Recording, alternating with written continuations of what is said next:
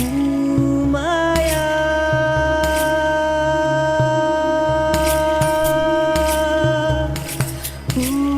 Maya.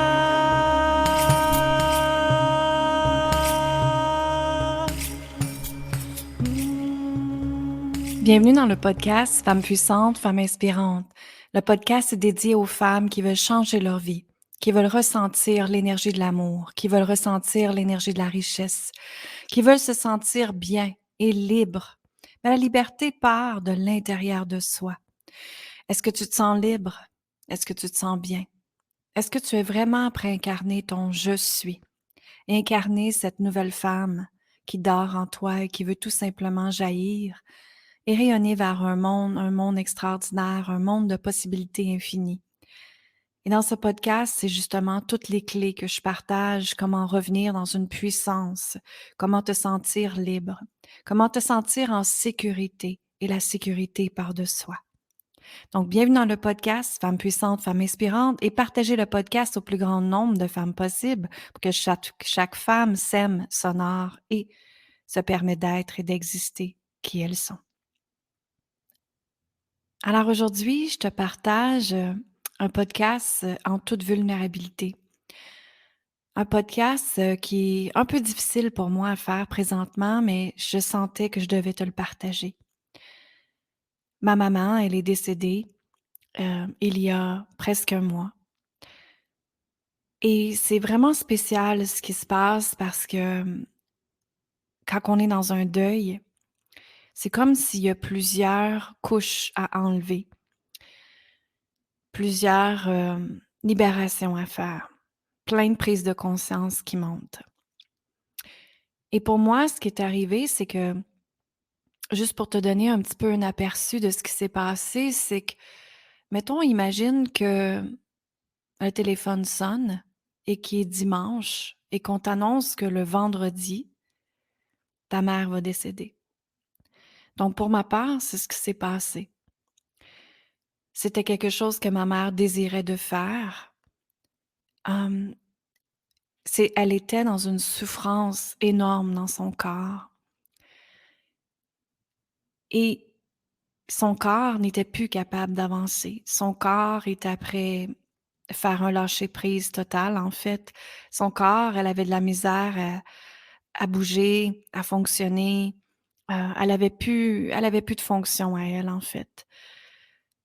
Et c'est une femme qui a souffert toute sa vie physiquement. Son corps il lui a toujours fait mal.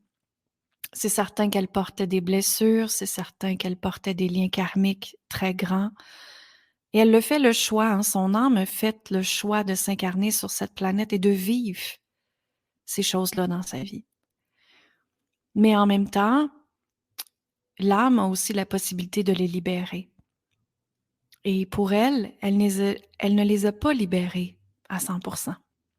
Donc, elle a traîné cette douleur physique sur elle. Et comme on dit souvent, les émotions, ce sont des energy in motion. Donc, si les émotions ne sont pas partagées, communiquées, verbalisées, ben, ça fait que justement, ça crée des boules sur notre corps et ce sont des blocages d'énergie. Et dans ces espaces-là, le corps va avoir très, très mal. Donc, pour elle, c'était partout, en fait, parce que la fibromyalgie était là, l'arthrite était là. Elle avait aussi 84 ans, donc elle a vécu une belle vie quand même. Et c'était son choix parce que elle n'était plus capable. Et nous, en tant qu'enfants, hein, on peut juste, dans l'énergie de l'amour, on peut juste l'appuyer là-dedans et la remercier d'avoir été notre maman.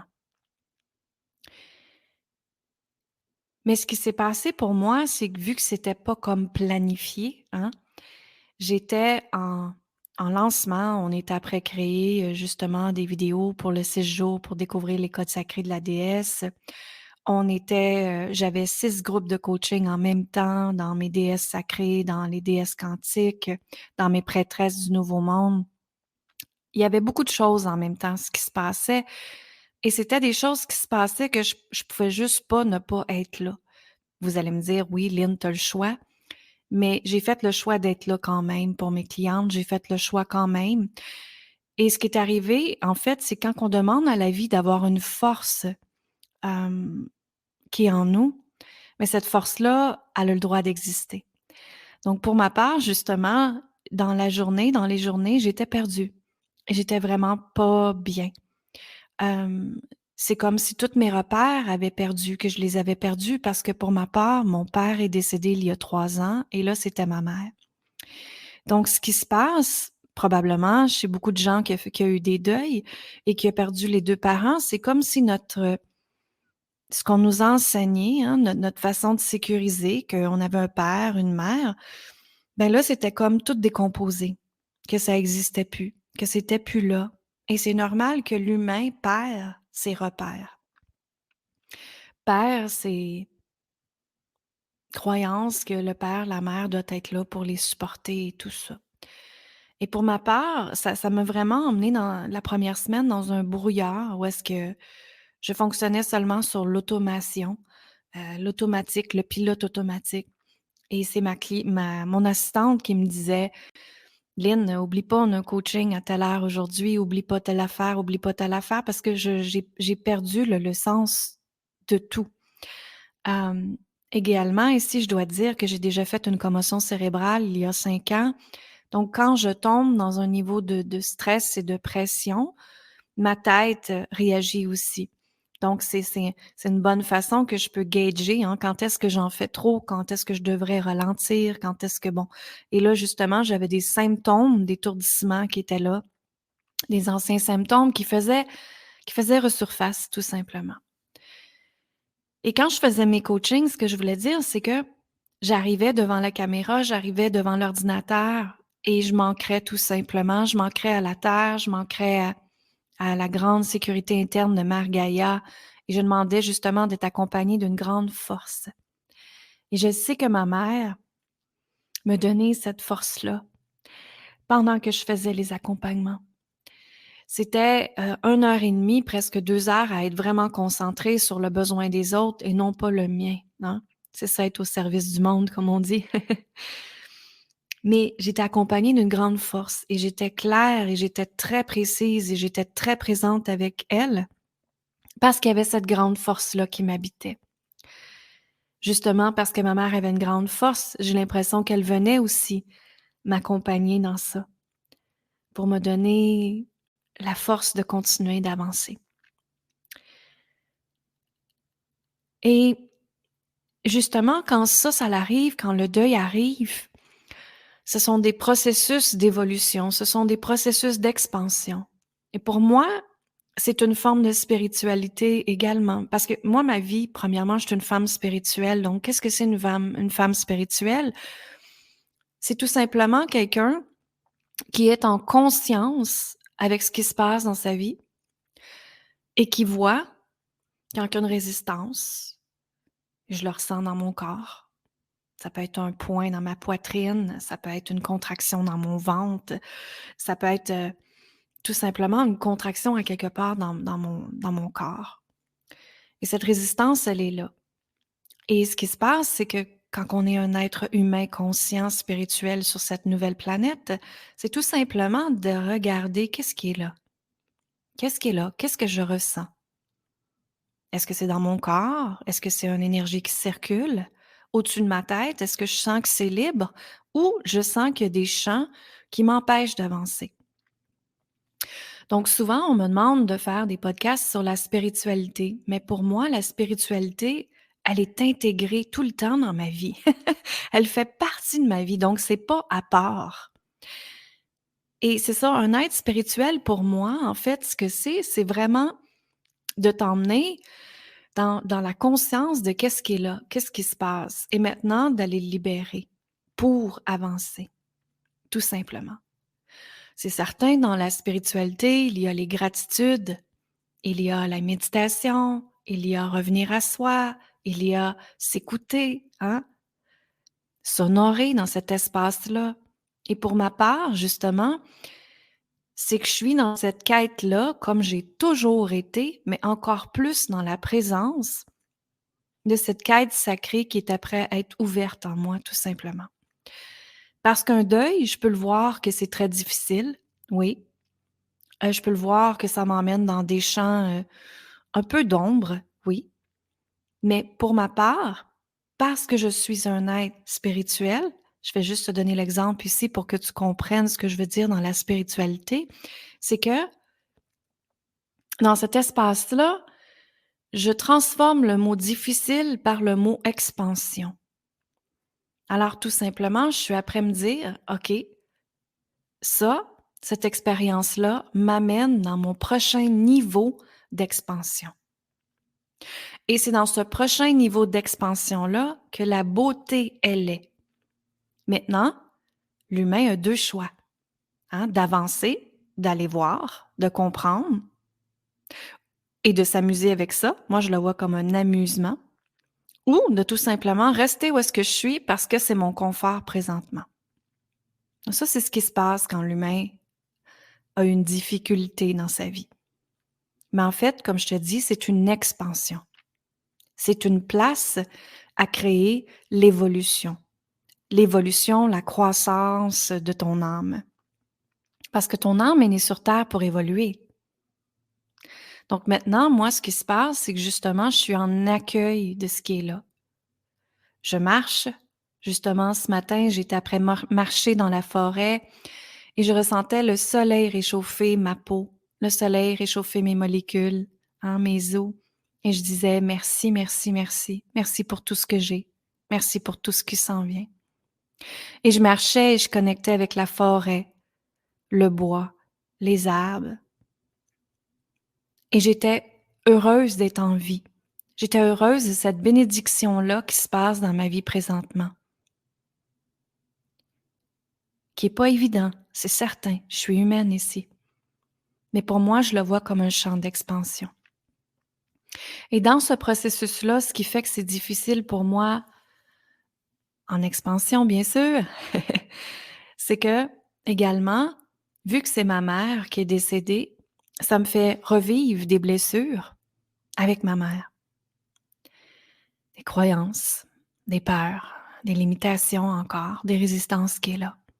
Et moi, en tant que maman, j'ai une petite fille de 8 ans et demi, et ça me fait revivre des choses avec ma fille également. Donc, ça me fait prendre conscience des comportements qu'elle avait. Est-ce que j'ai le goût de les répéter ou j'ai le goût de les modifier et de changer ces croyances-là, de changer ces comportements-là et ces habitudes-là? J'avais fait un gros chemin là-dedans quand je suis devenue maman, justement. Mais on dirait que là, c'est comme c'est la période de libération de liens karmiques encore plus profonds. De libérer beaucoup d'émotions, des émotions non dites que j'ai peut-être refoulées quand on est maman, ou j'ai eu peur de le dire à ma mère avec le temps aussi. Ça a pu être ça. On ne sait pas, hein? Mais maintenant, je fais juste la place à cette libération-là, tout simplement. Et la vie m'appelle vers une nouvelle chose, j'ai aucune idée c'est quoi. Mais c'est justement quand on rentre dans l'énergie d'accueil et de croire que cette histoire-là, que ce moment-là de ma vie va m'emmener à un autre niveau d'évolution, une nouvelle ligne. Et cette ligne-là, ben, ça va être juste beau et extraordinaire ce qu'elle est après créée, comme je fais tout le temps. Parce que je suis à l'écoute de mon âme, parce que je suis à l'écoute de mon intuition. Et même, dans mon agenda, dans mon calendrier, en avril, je me suis rien mis. Et c'est la première fois où est-ce que j'ai un mois, où est-ce que je suis pas obligée d'avoir des coachings. J'ai seulement mes prêtresses du Nouveau Monde, que ça, c'est des femmes d'un coaching élite que j'ai, et on se voit 2 fois par mois. Mais ça, c'est léger pour moi. C'est pas une énergie difficile, c'est pas une contraction, c'est un amusement d'être là-dedans. Donc justement, mon mois d'avril, ce qui se passe, c'est que la vie a fait que j'ai rien mis à mon agenda et je sentais que j'avais besoin de ce temps-là, sans savoir que ma mère était pour décéder. Voyez-vous comment intuitivement ça s'était déjà préparé? Et donc, justement, mon mois d'avril, j'en profite pour revenir à moi. J'en profite pour aller encore plus en profondeur, de voir elle est qui Lynn? Elle veut partager quoi sur ce monde-là? Si j'avais à mourir demain, qu'est-ce que je veux laisser comme impact? Qu'est-ce que je veux laisser comme trace? Et c'est là que c'est la différence dans ma vie. Je sais que je suis née ici sur cette planète pour impacter les femmes, pour vous aider. Et c'est pas pour rien que la vie m'a envoyé aussi mon premier mariage, où est-ce qu'à l'âge de 30 ans, j'ai perdu presque 1 million avec. Et pourquoi je dis ça aujourd'hui? C'est parce que justement, la vie m'avait emmenée avant dans un monde de paraître et par la suite m'a emmenée dans un monde de être. Et c'est justement quand on est dans le être, notre je suis, notre moment présent, de vraiment être là, vraiment être présent, que c'est là que la vie change, que c'est là que la vie se transforme. C'est pas quand on est dans le go, go, go, vas-y, vas-y, à voix et pouce, vas-y encore plus loin, performance, qu'on s'en va créer de la beauté. Non. Dans cet espace-là, on crée de la résistance, on crée le contrôle, on crée des contractions et on crée des résultats qu'on n'est pas content. Et on rentre dans l'espace de la frustration. Vous connaissez tout ce schéma-là, hein? Donc, pour ma part, vraiment, c'est là-dedans que je suis. Puis ce que je remarque aussi dans le milieu du coaching, c'est vraiment spécial parce que je remarque qu'il y a beaucoup de coachs qui, avant, étaient très performance, go, go, go, stratégie, commencent à plus comprendre la comment je peux t'expliquer ça? La façon de prendre soin de soi encore plus et de s'honorer et de se respecter en premier. On ne peut pas donner l'énergie à quelqu'un d'autre si on n'a pas d'énergie nous-mêmes. On ne peut pas dire à l'autre personne, ben aime-toi si on ne s'aime pas soi-même. Parce qu'on ne l'incarne pas. Et c'est là où est-ce que j'emmène toujours mes clientes dans la différence, c'est d'incarner dans toutes tes parts de peau ton je suis. Et ce que je dis, c'est parce que je l'intègre. Je suis une femme authentique. Sinon, je ne le dirais pas. Sinon, je ne l'enseignerais pas. Sinon, je ne le partagerais pas.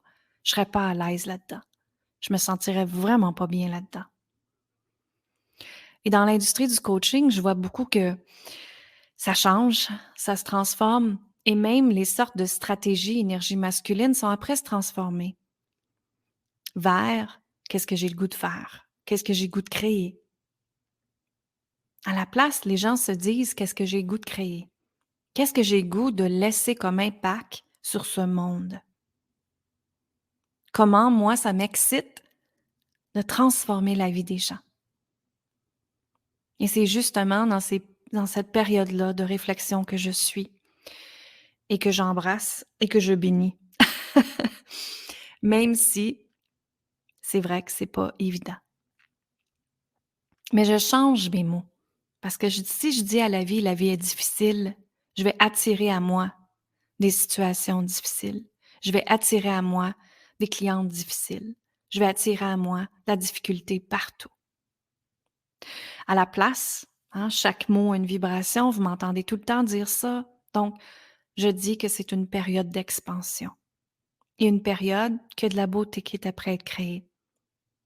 Et c'est dans cet espace-là que je crois fermement que tout est possible.